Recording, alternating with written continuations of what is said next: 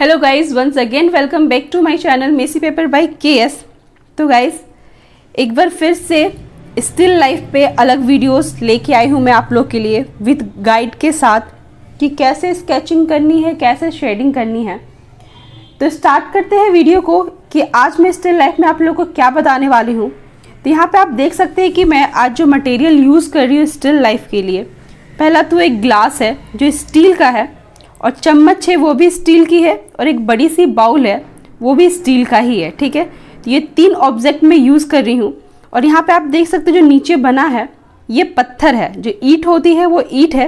ईंट के ऊपर मैंने कंपोज किया, तो आप भी इस तरीके से कुछ अलग कंपोज कर सकते हैं ईंट पे रख के। ठीक है, यहाँ पे मैंने डेफ्री नहीं यूज़ की है, ईंट पे सिंपली रखा है और कंपोज किया है। तो इस तरीके से आप कंपोज करके बना सकते हैं। और यहाँ पे मैं बता दूँ कि जो आप स्केचिंग करो तो स्केचिंग में किस तरीके क्या ख्याल रखना है कि आपका स्केचिंग अच्छा बनेगा। जैसे कि इस स्केचिंग में मैंने क्या क्या ख्याल रखना है। अगर आपको इस तरीके का स्केचिंग कुछ ऐसे ही एडिट रखना है, बाउल और ये ग्लास ऐसे ही सेम मटेरियल रखना है अपने कंपोजिशन में, तो कैसे आप स्केच करेंगे। तो सबसे पहला है कि आप यहाँ पे देख सकते हैं कि जो यहाँ का स्पेस है, इधर और इधर स्पेस लगभग इक्वल है। मतलब ऐसा नहीं कीजिएगा कि एक साइड का स्पेस ज़्यादा छोड़िएगा और एक साइड का स्पेस कम छोड़िएगा, ऐसा नहीं कीजिएगा। इक्वल में ही थोड़ा 19-20 चलता है, बट हाँ बराबर में छूटे। और ऊपर का जो स्पेस छूटता है वो थोड़ा ज़्यादा होता है अकॉर्डिंग टू नीचे का। ठीक है, नीचे थोड़ा कम भी रहे तो चलेगा, ऊपर का स्पेस थोड़ा ज़्यादा होना चाहिए। तो उस तरीके से मैंने यहाँ पे आप देख सकते हो कि यहाँ पे पूरा कवर। और ये जो पेपर है ये भी बता दूँ मैं, ये पेपर A3 साइज़ पेपर है। इतने ही बड़ा पेपर आपको एग्ज़ाम में मिलेगा। तो अब मैं जो भी आपको वीडियोस बना के डालूंगी मैं A3 पेपर के साइज़ पे ही वीडियोस रहेंगे सारे स्टिल लाइफ के। ठीक है, तो आपको भी A3 साइज़ पे ही जो भी आप प्रैक्टिस करें A3 साइज़ पे ही करें, या तो कॉटेज सीट का 1/4 ले ले कॉटेज सीट का, उस पर प्रैक्टिस करें। तो चलिए सबसे पहले क्या करना है कि आपको जब पहले ग्लास बनाना है, ठीक है, तो ग्लास में क्या किए, बीच का लाइन खींच लिए। आपको पहले भी बताया है मैंने कि इस टाइप का कोई भी मटेरियल बनाने के लिए सबसे पहले आप बीच का लाइन खींच लो और उसके बाद ये यहाँ पे लाइन खींच लो ये गोला बनाने के लिए। तो ठीक है, यहाँ पे मैंने ये भी लाइन खींचा और क्या किया, यहाँ पे पॉइंट करके ये राउंड जैसा मुझे दिख रहा है मैंने बना दिया, ताकि इधर की जो दूरी है और इधर की दूरी इक्वल रहे आपका। ठीक है, ये वाली दूरी और ये नीचे वाली दूरी सेम रहे, तो उस तरीके से मैंने बना दिया। उसके बाद जो आपका इधर का पोर्शन है, लेफ्ट पोर्शन और राइट पोर्शन भी इक्वल होना चाहिए। तो यहाँ पे जितना लेफ़्ट है उतना ही इधर राइट उतना ही सेम है। नीचे में भी वही सेम, कि अगर आपका ग्लास अंदर की ओर दबता हुआ जाता है तो दोनों साइड से इक्वल दबता हुआ जाए। मेरा नीचे दबता हो गया है बहुत कम, बहुत माइनर भर दबता हुआ गया है, तो सिकुड़ता हुआ कह सकते हैं। तो हाँ, उस टाइप से आपको यहाँ का भी इक्वल रखना है, यहाँ का भी इक्वल रखना है, देन खींच के। ठीक है, आप यहाँ पे चाहें तो अगर आपसे नहीं हो पा रहा है, खुद से मैनेज नहीं कर पा रहे हो, तो आप यहाँ पे स्केल यूज़ कर सकते हैं। स्केल से नाप सकते हैं कि हाँ इधर जितना सेंटीमीटर उधर उतना सेंटीमीटर है कि नहीं, इधर भी जितना सेंटीमीटर उधर उतना सेंटीमीटर है कि नहीं। स्केल का यहाँ पे यूज़ कर सकते हैं अगर आप शुरुआत में आपको नहीं आ रहा। जैसे कि हम लोग को बनाते बनाते इतना अभ्यास हो जाता है कि स्केल की ज़रूरत नहीं पड़ती, खुद से आने लगता है। तो अगर आपको नहीं आ रहा तो आप यूज़ कर सकते हैं, लेकिन हाँ इधर इधर इक्वल रखिएगा। उसके बाद ये ग्लास ड्रॉ हो गया। अब ये आता है बाउल। तो बाउल में देखिए आप बीच का लाइन मैंने खींचा है और फिर इधर जितना पार्ट है इधर का भी पार्ट उतना ही है। ठीक है, तो इस तरीके से। और यहाँ पे एक सबसे जो मेन खास ख्याल रखना है स्केचिंग में, आप यहाँ पे देख सकते हो जो ये बाउल है, जो यहाँ पे मैंने बनाया है ये वाला पोर्शन, ये पीछे का पोर्शन है, लेकिन मैंने पूरा ड्रॉ किया है। और ये भी पूरा ड्रॉ किया। तो आप भी जब बनाए तो आप पूरा ड्रॉ करें, क्योंकि क्या होता है ना कि पूरा ड्रॉ करने से जो यहाँ की लाइनिंग है समझ में आती है।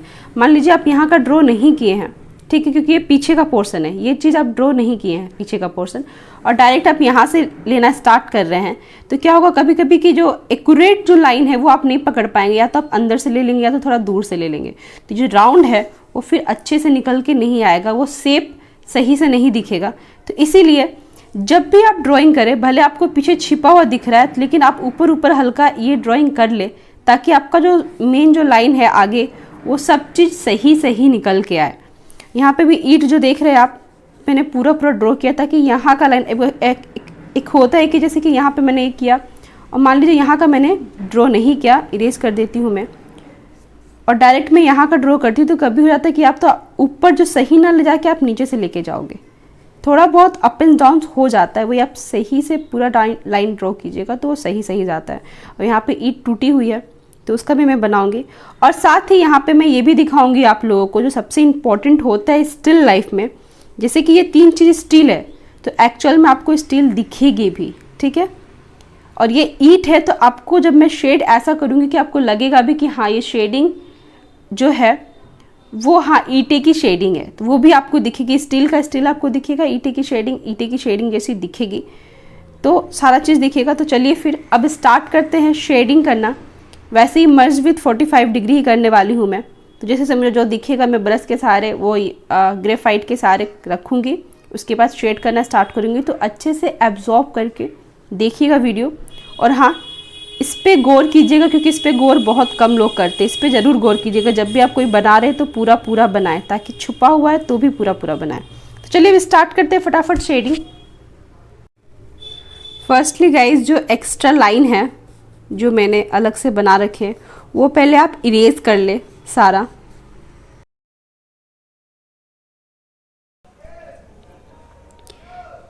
देन आप ग्रेफाइट अप्लाई करेंगे। जैसे जैसे आपको दिख रहा है वैसे वैसे आपको अप्लाई करना है ब्रश की सहायता से।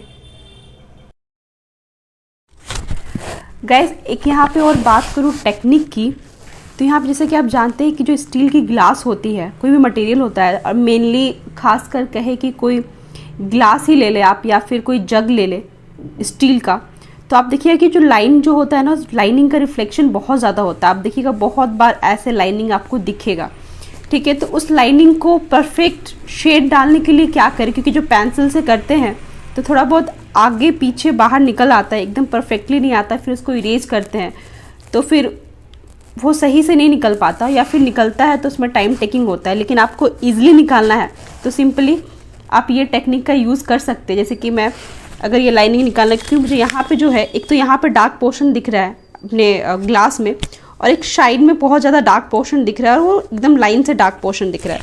तो आपको क्या करना है, एक पेपर लेना है। यूजुअली ये सबको जानता ही होगा, लेकिन हाँ आप ये टेक्निक का यहाँ पे यूज़ कर सकते हैं। जैसे कि यहाँ पे मुझे पूरा डार्क एरियाज़ पूरा डार्क दिखाई दे रहा है और एकदम लाइन से दिखाई दे रहा है, तो बस मैं यहाँ पे पेपर रखूँगी और यहाँ पे पूरा डार्क कर दूँगी, तो ऑटोमेटिक एक लाइन भी बन जाएगा और ज़्यादा मेहनत करने की ज़रूरत नहीं पड़ेगी, पेंसिल से चलाने की ज़रूरत नहीं पड़ेगी। तो ये बहुत सही से आपका ईजिली निकल के आ जाएगा जल्दी। तो ये तरीका आप यूज़ कर सकते हैं। इसमें क्या होगा, आपका टाइम भी बचेगा और ईज़िली हो भी जाएगा। तो आप ये ज़रूर अप्लाई कीजिएगा जब आप बनाएं, तो इसकी इस तरह से भी आप प्रैक्टिस कर सकते हैं और ये आपको काफ़ी हेल्प करेगा एग्ज़ाम के टाइम, क्योंकि एग्ज़ाम में टाइम कम होता है और काम ज़्यादा करना पड़ता है। अब उसके बाद क्या करेंगे, 45 डिग्री का शेड करेंगे हर जगह, ठीक है। जैसे जैसे दिख रहा है अब वैसे वैसे शेड करना है आपको, लाइट डार्क सब देख के, तो उस तरीके से आपको शेड करना है। और यहाँ पे मैं अभी 45 डिग्री का ही शेड कर रही हूँ अलग अलग पेंसिल से। सबसे पहले 2B, फिर 4B, फिर 6B, ऐसे अप्लाई कीजिएगा पेंसिल को, तो आपका और अच्छे से और स्मूथली अच्छे से निकल के आएगा। तो इस तरीके से अभी फ़िलहाल सब जगह मैं वैसे ही बनाऊँगी।